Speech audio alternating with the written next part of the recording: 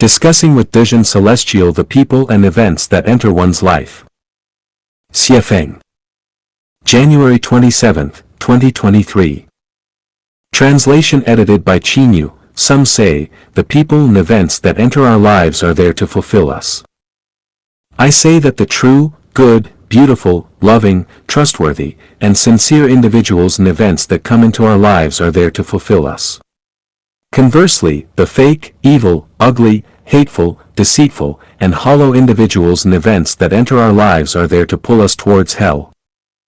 Dezhan Celestial believes that if the viewpoint, the people and events that come into our lives are there to fulfill us, is invalid, is incorrect, consequently, the Chanyuan value of, the world is faultless, all faults lie within us, is also invalid and mistaken.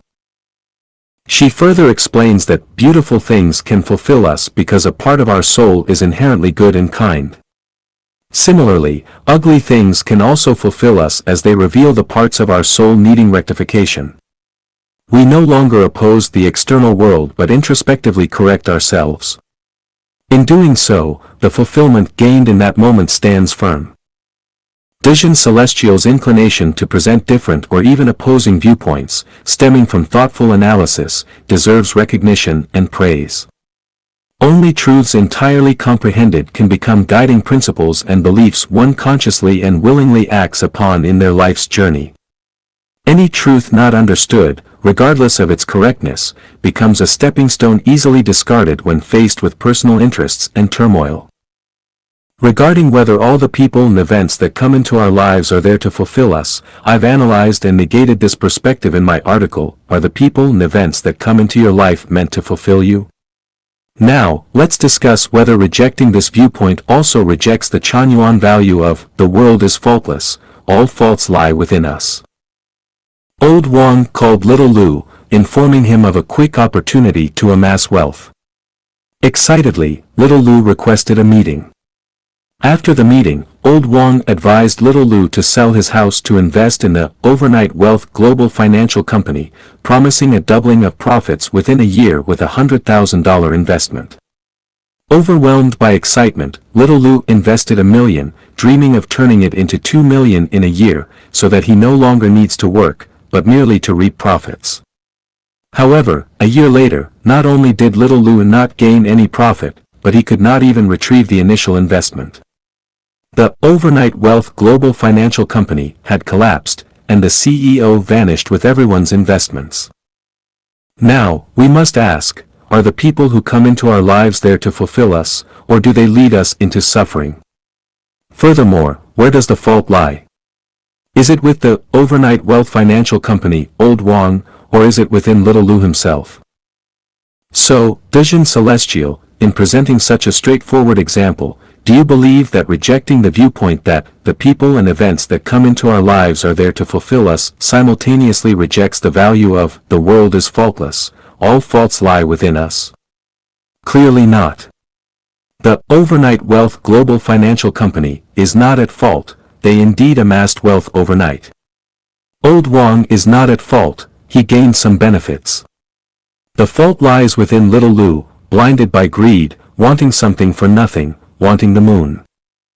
Beautiful things can fulfill us, ugly things can also fulfill us. This is Dezhan Celestial's perspective, and I admit it's valid. Many ugly things can serve as negative examples, teaching us how to properly handle the people and events that come into our lives. In this regard, ugly things can fulfill a person. For instance, Old Wang's arrival and the investment fulfilled Little Lu by teaching him a lesson. He no longer dreams of getting rich overnight but lives a grounded life. Yet, I ask the reader, do you wish to be like Little Lu, losing everything? Do you want such an ugly event to fulfill you? If you do, then we're not on the same wavelength. It's futile to say more. I can only wish that ugly people and events accompany your life extensively, fulfilling you. If you do not, then why not? Didn't you say that ugly things can also fulfill you? If ugly things can fulfill you, why do you not welcome them daily? Evidently, ugly people and events don't fulfill us, they corrupt us. Many people, driven by ugly people and events, commit suicide. Do we then believe that these ugly people and events finally fulfilled those individuals by leading them to suicide? Should we be grateful to the ugly people and events? Can beautiful people and events lead someone to suicide? Remember, ugly people and events only corrupt, not fulfill. If one cannot grasp this fundamental understanding, barbarism, fatuity, ignorance, and darkness will accompany their life journey. Why seek light, civilization, justice, kindness, or paradise? Hell is so ugly, why not dwell there, since even the ugly can fulfill you? When you cling to the correctness of your viewpoint, contradictions arise. Xie Feng. May 29, 2023. Translation edited by Qinyu. Have you ever experienced this, working together with others, facing a decision, where you staunchly support Plan A while others insist on Plan B? If both refuse to compromise, conflicts arise. Anger and negative emotions swirl like a tornado, leaving both parties feeling depressed and joyless for days on end. Why is the divorce rate so high nowadays? One primary reason is when each side believes they are right and adamantly refuses to yield, eventually leading to parting ways. In business partnerships or companies, closures often arise due to partners rigidly adhering to their views, refusing to compromise.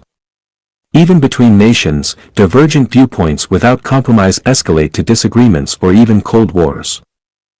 Wherever people gather, whether in partnerships of two or collaborations involving hundreds or even tens of thousands, if everyone clings to their own views without compromise, conflicts and clashes are inevitable. Therefore, we find that those fervently clinging to their viewpoints are the ones who spark conflicts and discord, preventing themselves and their collaborators from working harmoniously together. From this, we can conclude that those who cling to their viewpoints lack understanding, reason, open-mindedness, and possess low emotional intelligence. The ones who make others happy, joyful, and free while working together are the ones with high emotional intelligence, the ones who understand reason, the ones who comprehend life's principles, the extraordinary individuals. How can one ensure that others are happy, joyous and free while working with him? In a task, whoever is responsible has the final say. Even if you are right 1,000 times and the person in charge is wrong 1,000 times, you must abide by their decision. No doubts, no entanglements, no silent protests, no passive resistance, just wholehearted cooperation. This leads to mutual happiness.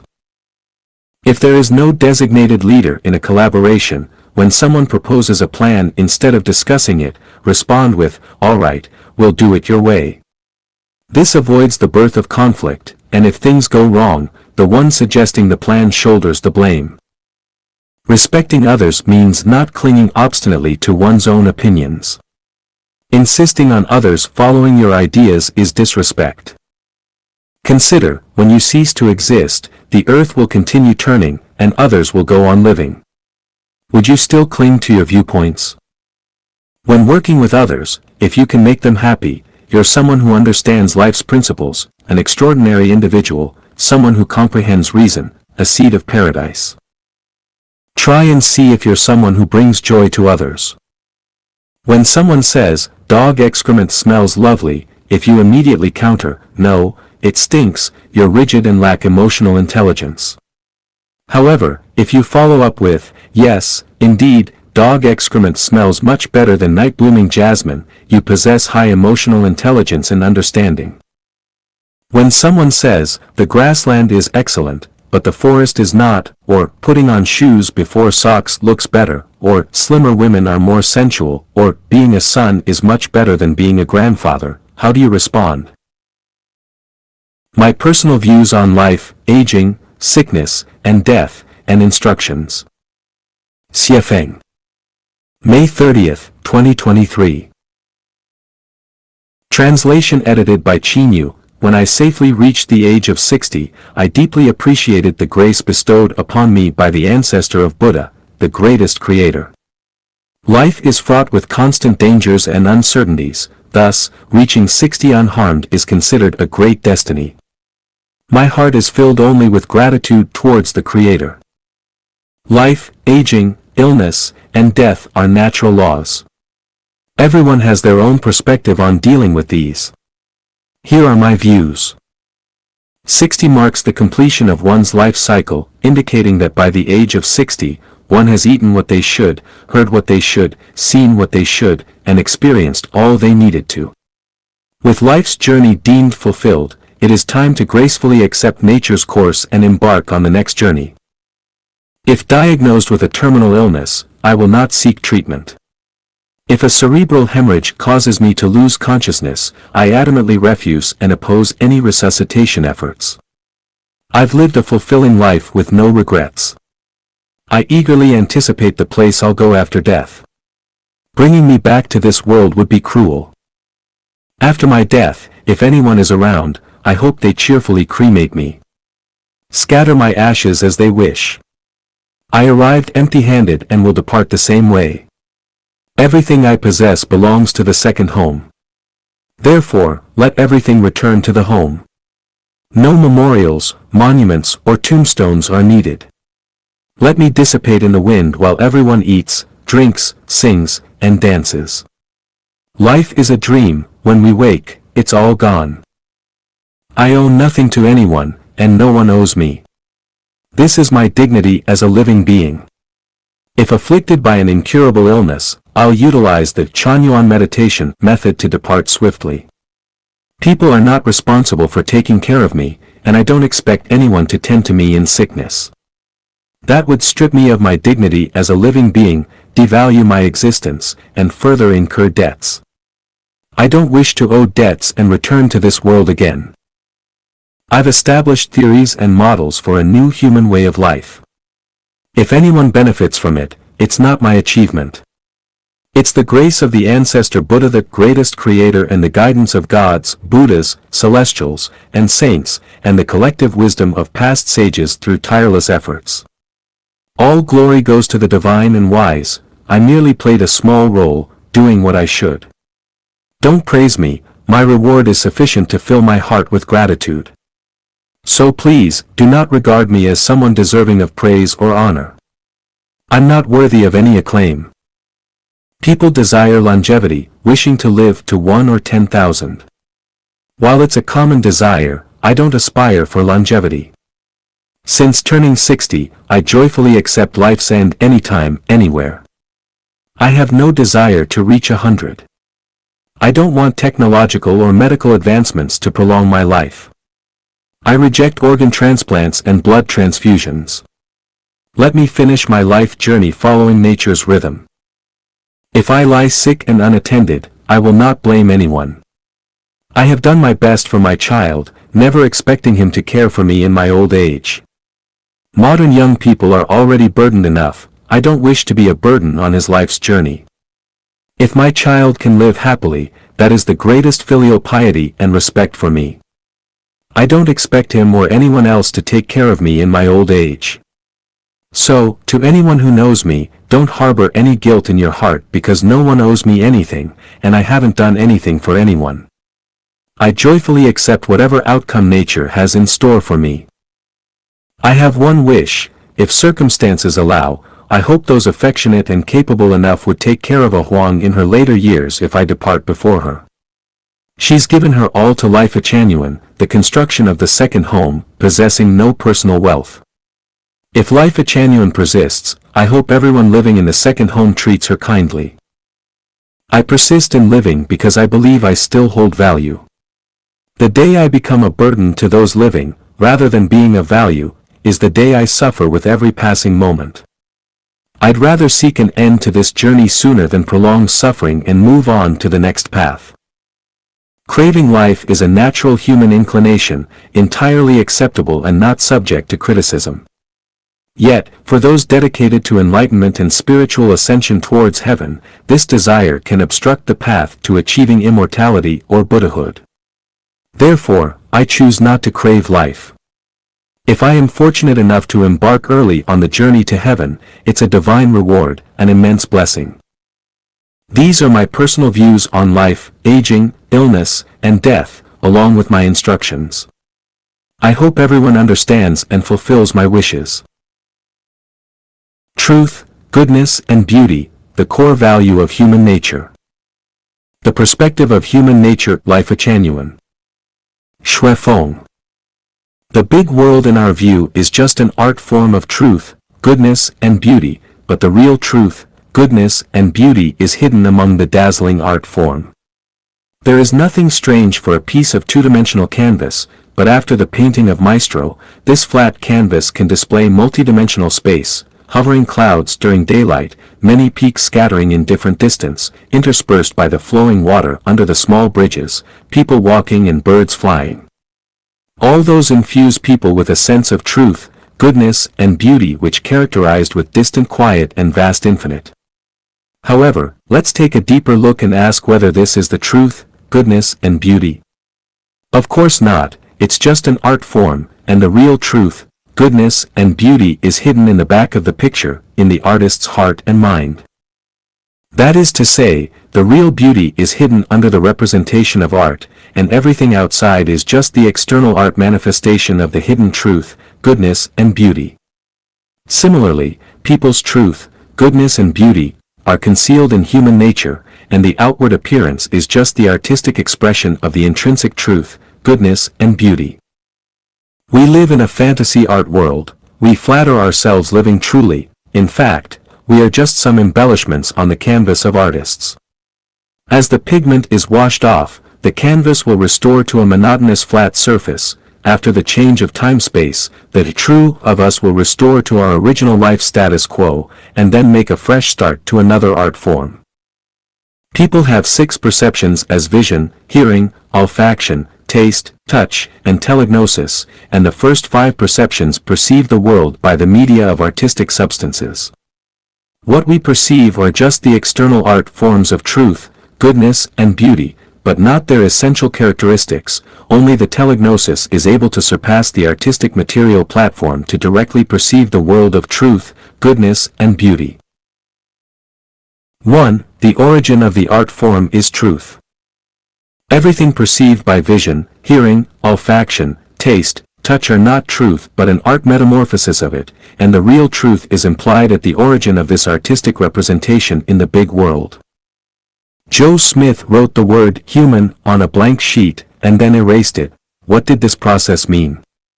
This means that the word human on the blank sheet is not true, but a kind of artistic expression originating from the heart of Joe Smith. The real truth is not the word, but Joe Smith, the person. The word human will not appear on the blank sheet without the person, Joe Smith. That means as long as Joe Smith exists, even if the word human is erased, but there will still be a word human. Is a flash in the pan true? Of course not, it is just another human written on a blank sheet and then being erased. It is just an artistic expression of truth hidden at the origin of epiphyllum, and its truth implies in the life structure of this plant. Is human true? Of course not, human is just an artistic expression form in the life structure. Are bacteria, insects, vegetation, birds and animals true? Of course not. They are just different artistic expression forms in the life structure. When we see the light of a lightning, the lightning is no longer in existence. When we look up at the stars at night, among those emitting light stars some of them may have disappeared. When we watch those vivid characters on the video screen, some of the actors may have passed away. When we are complacent of what we own, does it ever occur to you that these things will soon pass out of existence? We live in a virtual reality, and actually what we have seen are all false. Those so-called illusory things, namely the things that the art world tries to express, are true.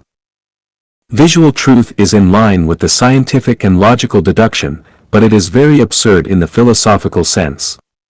Standing on a point and going straight ahead, in the end one will unconsciously walk back to the start, its essential effect equals to zero.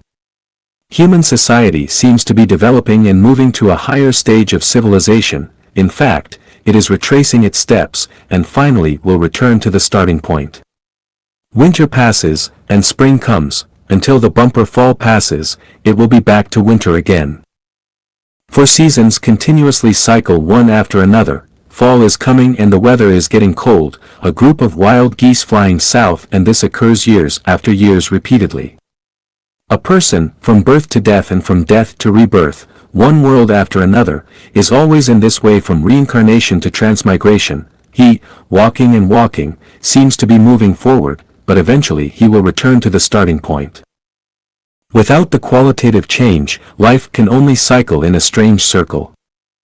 To avoid moving in circles, we have to focus on truth of life and neglect the art forms of life.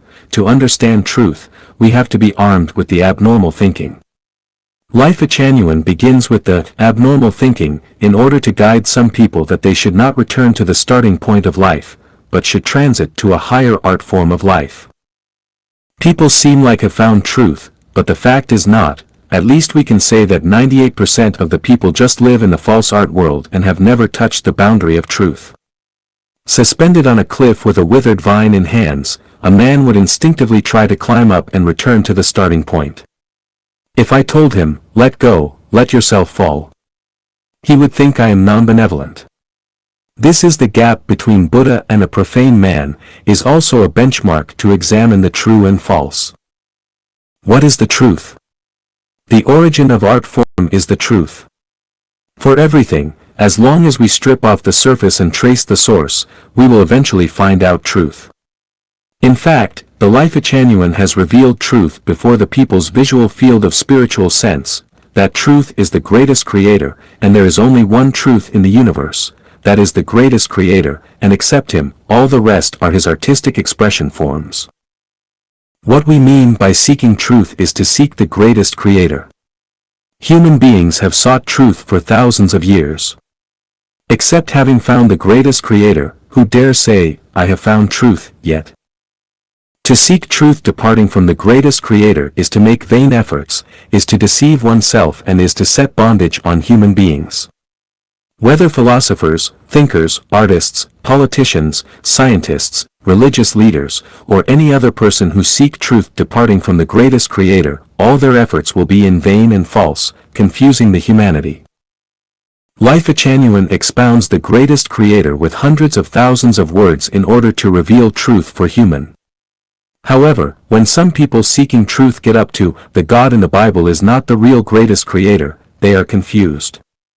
It is difficult for them to accept when their inherent thinking pattern is overturned, and so they wanted to return to the starting point. It's just like a man who hanging from a cliff with a withered vine, he desperately wants to seize the withered vine and unwilling to let it go. As a result, he cannot climb up the cliff, nor can he get down on the ground, so he can only swing in the air. I get a range out of you crosswise but a summit, sidewise, different visages, from near or far, from low or high. The Bible, the Quran and Tao Te Ching, the Buddhist scriptures, science, Marxism, Mao Zedong thought as such can only see either a ridge or a peak, either a distance view or see a close shot. Only organically integrating these fragments which are seen from different profiles, we can see a probable panorama of truth. If we just grasp a part of it, and then attack the rest, this is just like the blind men feel an elephant, which can only leave us far from truth. To seek truth and preserve truth is completely different from playing the concept game or moralization. It involves the life trend of each person. The water without a source is bound to dry up, a tree without root is bound to corrupt, the heart without soul is bound to die, a man without telegnosis is bound to transmigrate in a fixed circle again and again. Truth is the key elements in the core value of human nature. Without truth, the person will be short of human nature. A man cannot have a perfect human nature if he does not have the greatest creator in his mind, because his brutish nature may break out at any time to harm others and nature. Is it possible to have a good future if a man is without human nature? It is just a daydream. Someone will inevitably argue, the ideas of Xiafeng are all rubbish, nonsense, and fart because some senior officials and millionaires never worship the greatest creator but live a more elegant and pleasant life than those who worship the greatest creator. That is right. There are a lot things in this world that can be easily mixed, the false with the genuine, but we have to understand, the smaller the specific gravity, the easier of floating and fluttering. For a plant, the faster of growing, the shorter of lifespan, the smaller of energy, the easier of taking shape, the more of the gain, the greater of the loss, the more enjoyment in this life, the more miserable in afterlife. We often praise that the masterwork of art is very lifelike, but we never say that the masterwork of art is truth, because art is just a metamorphosis of truth. We praise all the scientific achievements are very close to truth, but we never dare to say that scientists have found truth, because science is just one way to seek truth. We praise some people are immortals, saints, but we definitely dare not say that they are the embodiment of truth, because the component part of maintaining truth and safeguarding truth in their humanity is just a little more than that in the common peoples. Is everything we can see real? For an instant the discrepancy has been more than 100,000 miles, everything has changed in a blink, is it true? Truth is invariable, and the variant is not truth. It's better for us to put more component part of truth in our human nature. To maintain the orderly and harmonious mechanism of the art form is goodness. The entire material world is the artistic expression form of the recessive truth, goodness and beauty, while the mechanism that safeguards these art forms to be orderly and harmonious is goodness. Without goodness, everything would be unordered, inordinate, ugly, unharmonious and unbearable. The greatest creator designs the order of the universe in accordance with the law of supreme goodness. If we observe the world around us carefully, it is not difficult to find the orderliness and concordance of the big world. The luminous celestial bodies run harmoniously without hindering others. Atmosphere and atmospheric composition of the different gases coexist together and form a harmonious whole. Oceans, rivers, lakes and streams locate in their own position and coexist harmoniously on the earth. Mountains, valleys, plains and hills and harmoniously constitute a beautiful landscape painting. The underground microorganisms, the insects and animals on the ground, fish in rivers and lakes and birds flying in the sky all coexist harmoniously in a total vertical crossing living space for life, which is a masterpiece of the great goodness, is the ideal and state of the goodness. For the individual of human members, the desire and behavior of trying to keep the harmonious mechanism of the big world and maintain the orderliness and concordance between oneself with the surrounding life and the ecological environment where life depends on are goodness. Specifically speaking, all the mentality that is full of the reverence to the greatest creator, the reverence for life and the reverence to nature is goodness. All the conducts that try to safeguard the greatest creator, to maintain order, to love life and protect nature are goodness. To examine human, Chinese ethic people as an example, according to the law of goodness, order and harmony, we can find some unkindness in our desires and behaviors. Looking back the history, we will find those emperors who did not awe God or heaven were unkind, and there would be the frequent disasters, social unrest, the rampant robbers, the ubiquitous complaints and the unable surviving masses when those emperors governed kingdoms. On the contrary, if emperors awed God and heaven, there would be good weather, all things prosperous, honesty prevailing throughout society, people living happily, social harmony and peace. This indicates that good pratyaya grows good fruit and bad pratyaya results in evil consequence. Comparing the leaders of the two countries, China and the United States, we find a phenomenon of a good and evil retribution. U.S. presidents, in the oath of office, always place himself humbly under the greatest creator, and the result is that the U.S. economy develops rapidly with social prosperity, the people affluence and everyone feeling happy. In view of China, the previous leaders, in their minds, arrogantly placed themselves in the position of being a savior and never believed in the greatest creator, and the result is the suppression of human nature, the suppressed human rights, freedom giving way to power, terror haunting around. In view of the recent facts, the suppression on the personages of democracy and freedom, the rights deprivation on the religion believers, the flagrant violations on the national people's property, the indifference and control on the petitioners highlighted non-goodness of the Chinese leaders and the unkindness of the government conduct. Economic development and material wealth cannot conceal the essence of unkindness. There are always some people who think it is big goodness to solve the subsistence problem. In fact, the problem of food belongs to the property of animals, and there are the elements of free speaking and free pouring in the property human. If people have lost the right of freely expression their ideals, beliefs, thoughts, lost the right to move freely, and then the whole implication of goodness is just regarded as the food problem, then, What is the difference between human beings with the animal in a cage? I raised 2 dogs, and I fed them enough meat, food and pure clean water pumped from the well every day. I also allowed them to run and chase unscrupulous on the evergreen lawn surrounded by trees. Could it be said that my 2 big dogs have shared human rights? No, it is just the dog rights at most. Misgovernment makes the people rebel, because the people have to rebel, but the revolt is definitely not goodness. All the actions such as revolt, rebellion, robbery, deprivation, massacre, fighting to overthrow the dictatorship and eradication as such have destroyed the order, and all these actions are not goodness. All the mentality and actions such as launch a vengeful counterattack, score settlement, awaiting the revenge, malicious attack, wantonly slandering, spreading rumors, stirring up trouble, encouraging hatred, provoking dissension, splitting nation, personal attacks and fame slandering are not goodness. All the large-scale movements combining culture with politics are not goodness. All those movements such as the May 4th movement, the June 4th, and the Great Cultural Revolution destroyed goodness of human nature and natural mind, in which countless good people were treated unjustly, through which people became more and more cunning, selfish. Actions of destructing the natural environment, regardless of what high-sounding name that bannered, are not goodness because their essence is a prodigal son's behavior, which aims at destructing the homeland and foundation of descendants.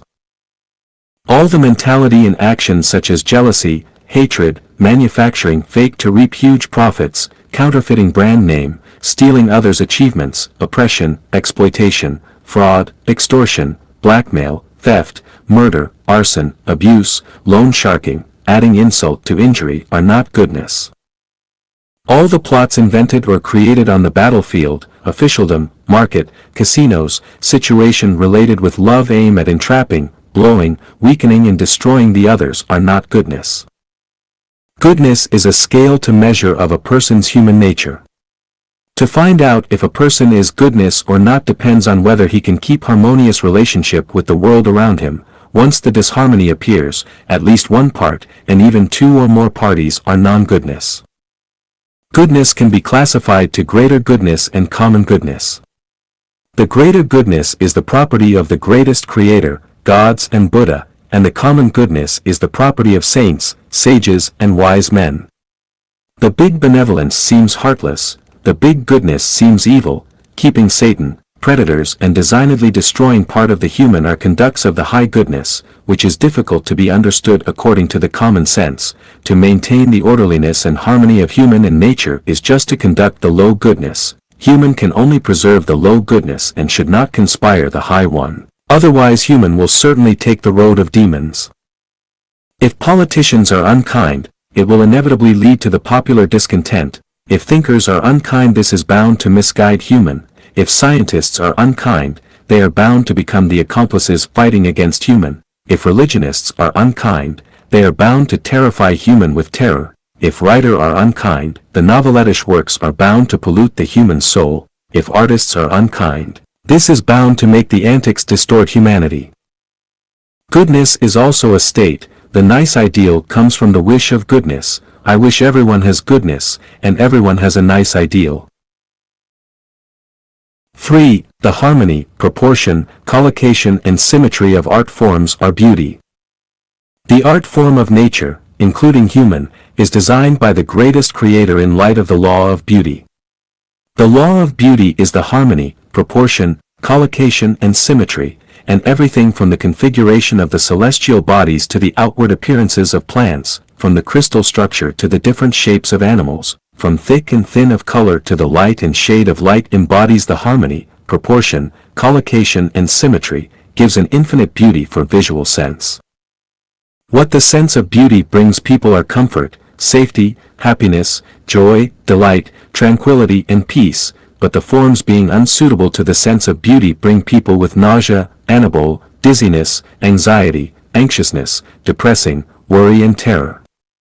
The towering cliffs, tilted building, disabled body, grotesque objects, far-fetched environmental layout, drawings and sculptures composed by unmatched proportion, strange sounds and music without any melody, the dyed yin and yang head of young people and clothing with asymmetric patterns on left and right sides, etc. make people fretful and uncomfortable.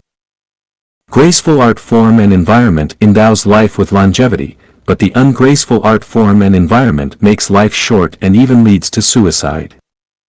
In view of human society, a charitable king, the highly efficient government agencies with few but good staff, the management mechanism with a pyramid model will impress a sense of beauty on people. However, a management mechanism with tripartite balance of forces, overstaffed organization, inefficient work, no one in charge and interference of many other departments can only give people a sense of chaos, disorder, blindness, depression and sense of foreboding. In view of families, the cell of society, showing respect for the aged and love for the young, the harmonious couples, elders and juniors each in their places, female coordination, friendly neighborhood and self-effacing for siblings will bring people with the beautiful sense of tranquility and peace. However, the families characterizing with the insatiable senior, irreverent junior, weak male, strong female, hostile neighborhood, suspicious and vengeful brothers and sisters bring people with a sense of foul atmosphere, incomprehension, reversion of yin and yang in disarrangement. In view of the human individual, a man with proud temper, rash character, bad fortune. The advanced state of people's ideological level is the state of supreme goodness and supreme beauty. What they called saints refer to the people whose ideological level have reached the ultimate state of goodness and beauty. We can always tell the dignity and humbleness of a man's soul depending on the proportion of the goodness and beauty that his whole human nature occupied.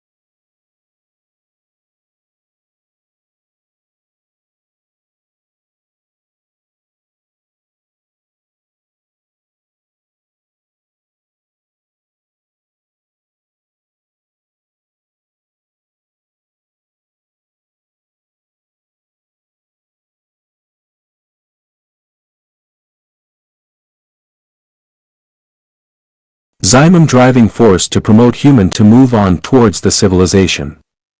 In order to seek the sense of beauty, some scientists, artists, philosophers, thinkers, writers and religionists begin their active learning, exploring and progressing.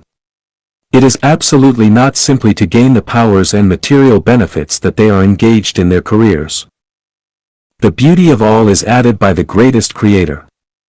To safeguard the beauty is the bounden duty for the gods and the Buddha, the ideal and pursuit for the saint, the sage and the wise men, wishes for the ordinary people. Beauty is one of the core values of human nature. Only when beauty is in human nature, can the lives bloom brilliant flowers and bear rich fruit. If a person abandons the beauty, his life would wither, and his life journey would be calamitous. Wish everyone has beautiful human nature. 4. Endurance. A blade on heart forms the Chinese character of forbearance, which is a way of humiliatingly seeking the existence in a desperation state. The greatest Creator does not require us to live disgracefully. If we regard forbearance as an excellent quality of human nature, we would have completely departed from the principle that of well-being, which is to say we have given up the freedom and human rights and we just serve as the role of cattle, horses, pigs and dogs. Simply asking people to endure is the smoke ball released by the autocratic power and robbers in order to maintain their own vested interests and is the poison alluring people to commit suicide. If we break down the forbearance into suffering, tolerance and enduring humiliation in order to carry out an important task, which appear in the humility and reconciliation, in the pursuit of truth and in the devotion of cause, that is the symbol of goodness and beauty. But if we submit to humiliation, bear our shame and ignore it pitilessly in order to survive, we will indeed become a symbol of cattle, pigs and dogs. I often queue up at overseas. If someone wants to cut in line, others would scold and stop him immediately. In this way everyone stands in line with a good order. But in China, if someone, especially a big guy with a frightening face, cuts in the line, few people would stand out to stop him. Why does this happen? For people have learned to forbear and learned to survive disgracefully.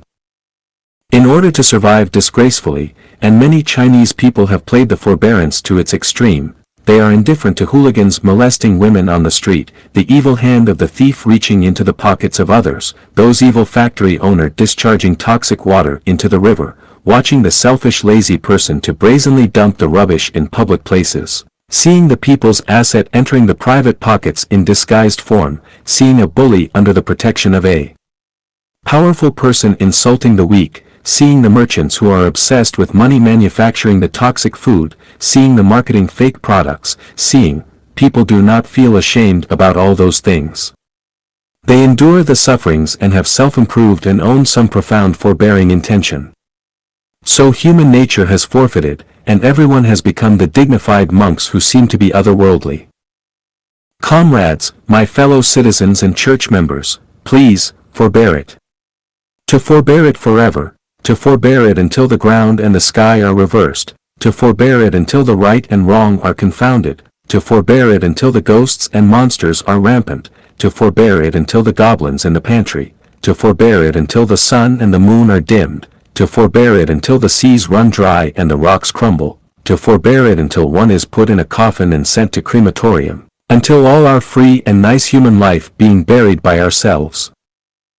The famous dictum of the universe is truth, goodness and beauty, in which I do not find the forbearance.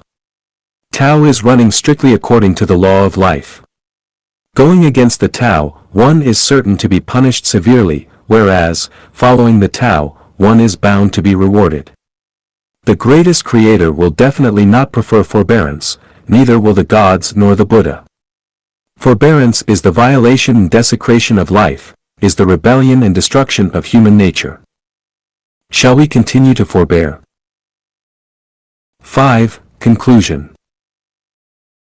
Truth, goodness and beauty are the origin of the art forms in the world, the attributes of the greatest Creator and the core values of human nature. Truth is the origin of the art form, goodness is an orderly and harmonious mechanism to safeguard the art form, beauty is the harmony, proportion, collocation and symmetry of the art form. The combination of the universe is the combination of truth, goodness, and beauty without which there will be no the universe. Human is a kind of art form as well as a kind of art metamorphosis of truth, goodness, and beauty. Truth, goodness, and beauty have the features of immutability, but all the rest are just works of art which will change along with the changes of time and space. The lofty ideal is a kind of ideological level in seeking and safeguarding truth, goodness, and beauty. This ideological level can make a man's life a continuing transit to the eternal truth, goodness, and beauty, and will eventually win the eternity of life. The essential difference of the ignorant person, the laity, the mortal, the sage, and the saint lies in the different remaining proportion of the ingredient in its own human nature. The fewer the ingredients, the more likely to locate in the state of animal world, the more the ingredients, the more likely to move towards the sage, the celestial, to become the celestial being, the God and the Buddha. This is not the far-fetched false talk, as long as there is the relatively perfect quality of truth, goodness, and beauty in our human nature. Isn't it difficult to become a celestial being? The 1,000-year world, the 10,000-year world and Elysium world are the perfect world of truth, goodness, and beauty. If we can reach the perfect standard of truth, goodness, and beauty, it is not difficult for us to enter the high-level life space. Little strokes fell great oaks, constant effort brings success. The pursuers of truth, goodness, and beauty need continuous gnosis and exploration, continuous insight into a profound theory. Things will be easily settled when conditions are ripe. Whether we can reach the perfect world of truth, goodness, and beauty completely depends on the secret of nature. The standards of a pure and beautiful soul. Xiefeng.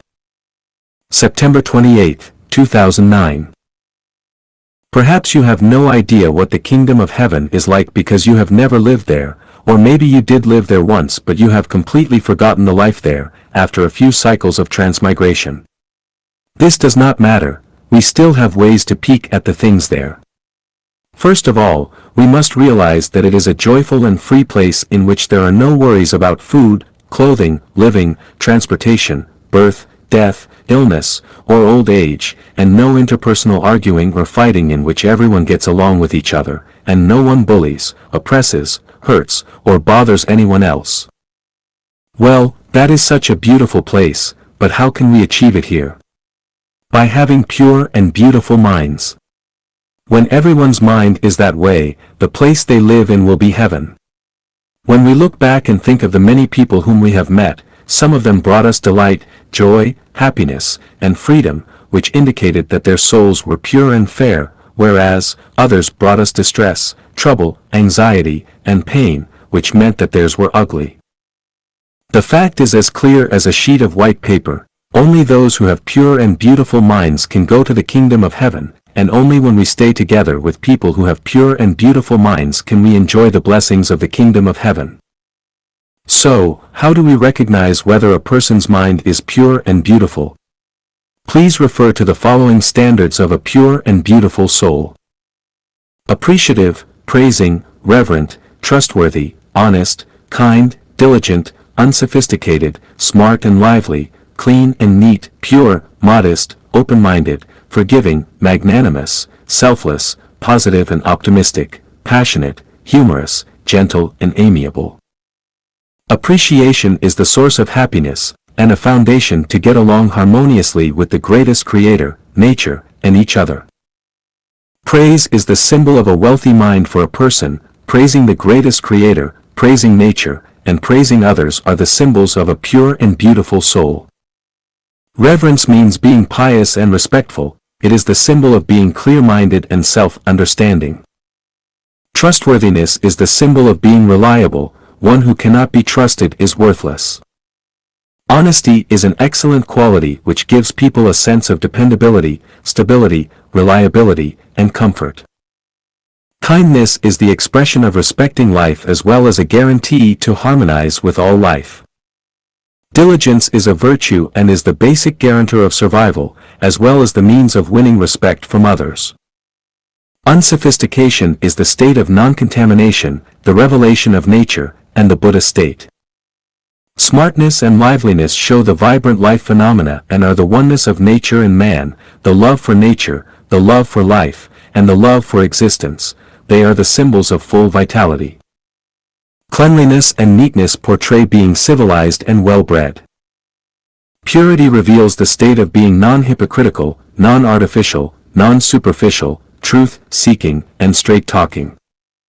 Modesty and gentility reflect serenity, profound wisdom, grace, calmness, and generosity. Open-mindedness is the intangible state of reaching the spiritual Pure Land, as well as the symbol of having a bright and beautiful future. Forgivingness is the symbol of being magnanimous, calm, and mentally healthy. Magnanimity represents the quality of being frank, forthright, radiant, and elegant. Selflessness is a state which represents asking for nothing, yet having nothing but owning everything at the same time. Positivity and optimism are the most important symbols of being healthy in spirit and mind. Passion is the symbol of being full of vigor, the process of creating beauty in life, and the artistry of life. Humor and wit are the expressions of being tactful, the life portraits of being skillful, at ease, natural, unrestrained, and elegant. Gentility and amiability are the catalysts of perfect lives, the oxens of excellent quality, the yeast of subliming lives, the detergent of blundering and weariness, the nourishing womb of joy and happiness, and the midwife of a happy life. When people have the above qualities, then they have the qualifications to proceed to the kingdom of heaven, and their futures are bound to be in heaven. When we are staying with such people, delight, joy, freedom, and happiness will flow continuously. Only intelligent people know the value and significance of having the above-mentioned qualities. Foolish people will not even bother to try. Life unfolds from these two purposes. Xie Feng. Edited by Kayer. Life unfolds from two purposes. The first purpose is to make life happy, joyous, free, and blessed. The second is to allow life to extend and develop into a higher space. In order to make life happy, joyous, free, and blessed, we must first differentiate between those factors which do not get in life's way of obtaining those objectives and those that do. Which factors do not keep us from being happy? Thriving grass, beautiful flowers, gurgling streams, surging rivers, free-flying birds, the ever-changing clouds, the sun and the moon, the stars above and the stones below, the earth, and so on. The vast majority of phenomena of nature do not keep us from being happy. Pure friendship, sweet love, and selfless family affection do not keep us from being happy. Hard work, plain living with collective games, sound sleep, and so on do not keep us from being happy. Which ones do keep us from being happy? Chaotic disorder, jealousy, greed, quarreling and fighting, jostling against each other, paranoia and suspicions, imposing upon others, suppression and revenge, making trouble out of nothing, being capricious, unfaithfulness, deliberately showing off and other falsehoods, and wicked and ugly things keep us from being happy. Which factors do not keep us from being joyous? Learning, laboring, working, and resting do not keep us from joy. Communicating, researching, exploring, and adventures do not keep us from having joy either. Appreciation, praise, encouragement, and mutual aid do not keep us from having joy, nor do eating, drinking, exercising, or going out. Which ones do keep us from being joyous? Repression and humiliation of the human nature, dissatisfaction with the status quo, the endless pursuit of desires, the limiting and denial of our fundamental freedoms, the denunciation of human dignity, the lack of privacy, damage to our minds and bodies, and other factors keep us apart from experiencing our joy. Which factors do not keep us from being free? Nature does not restrict our freedom, nor does the greatest creator constrain it either. Difficulties and setbacks do not shackle us, and suffering and hardships do not interfere with our freedom either. Which ones do keep us from being free? It is the families, religions, political parties, and states that bind our freedoms. It is the moral preachment, all the repressions of the mind, the limitations of the five elements of space and time, the requirements to have ignorant opinions, our debts and favors, all the possessions, the frame and edge of the box section of the circle, and so on that keep us from being free. Which factors do not hinder us from being blessed? Pleasurable situations and sincere content in life make us feel blessed. Yearning for beautiful things and the celestial world make us feel blessed. Being able to freely enjoy tranquility without interference makes us feel blessed. Being able to play, chat, flirt, and drink refreshing water make us feel blessed. Appreciating the beauty of things and feeling grateful make us feel blessed. Which ones do interfere with our experiencing blessing? It is the discontented psychology, the jealousy and resentful emotions, the dissatisfied thinking of reality out of time, the persistence of people, events, objects, ideas, the attitude of giving up the present to blindly pursue results, the anxiety caused by excessive possession, the contradiction between the ideal and the reality, and other factors that hinder our blessing.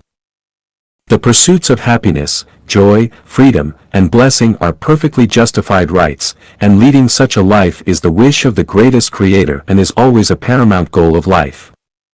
Planning life and understanding life around this goal is in accordance with the way of the greatest Creator.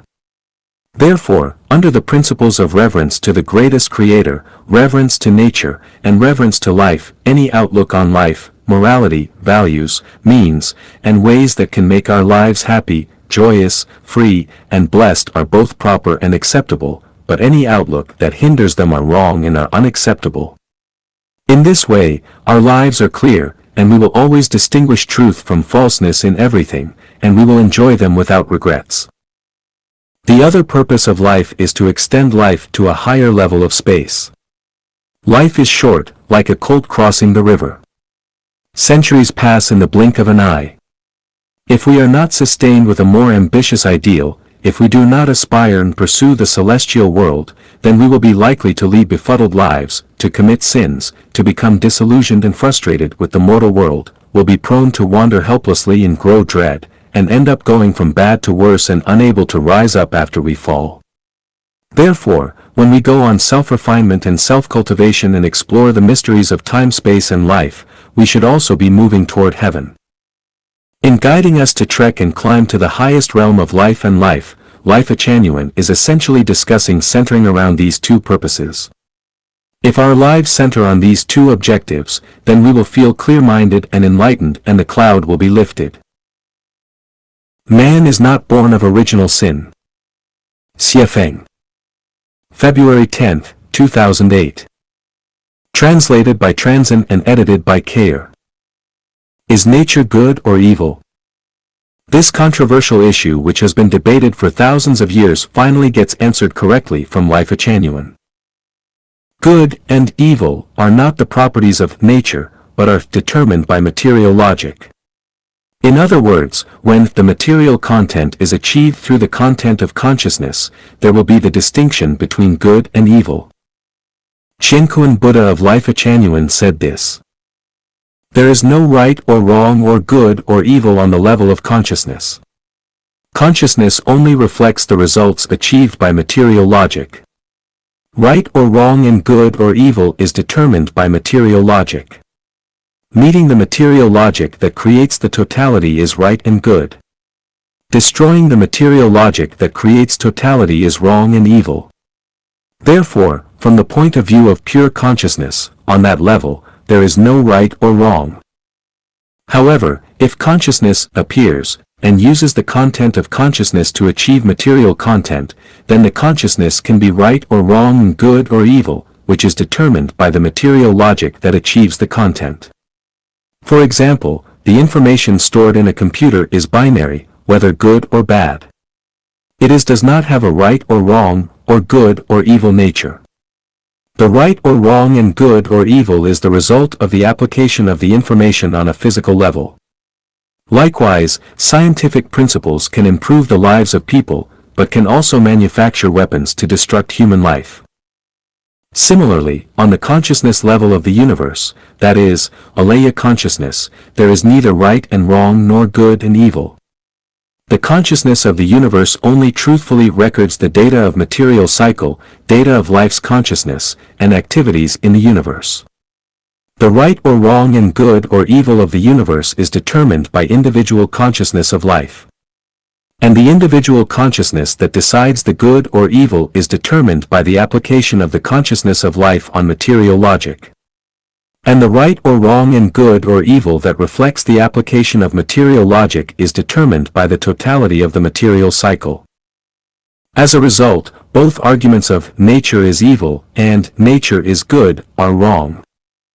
Well, what does Life Genuine say on the issue of whether we are born into sin or not? We are not born as such. Sin is the result of the incomplete and imperfect social operating mechanisms of human society, and is not innate. The root causes of the suffering of human societies for thousands of years lies not with sin, but with the imperfect operating mechanism of human society. If the operating mechanism is complete and perfect, people will not sin, but if the operating mechanism is not good, people may sin. Let's examine whether our conclusion is correct or not. Shinkuan Buddha has given us the following example. 6 people live in an apartment with only one toilet, so the use of the toilet becomes a problem which leads to conflicts with unpleasant results. Sin thus comes along. If the conflicts due to the unreasonable limitation of the toilet are resolved, say, by building a second toilet, then they will be lessened, and if we built a third toilet, the conflicts would be minimized even more and the so-called sins would not arise. Therefore, the sin caused by toilet use was not innate, but was from the restrictive design structure of the apartment. If we compare sin to flies, we have to ask where flies come from. If we go to a place with a clean and beautiful environment, we see hardly any of them, but if we go to a relatively dirty and messy environment, we will see many flies. This is true. Actions speak louder than words. The fact has proven that flies do not come from nowhere but from unclean environments.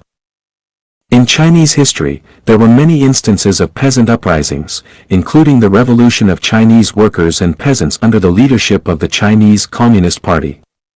What led to that? Did the peasants and workers naturally want to revolt and rebel? Absolutely not. Uprisings and revolutions are caused by bad social operating mechanisms. If the social operating mechanisms are good, especially if the distribution of the means of production is reasonable, there will not be any rebellions or revolutions. The corruption in the Singapore government is less than in the Chinese government. Could it be that Chinese officials have innately corrupt hearts? No. Discussing with Dezhen Celestial the people and events that enter one's life. Xiefeng. January 27, 2023.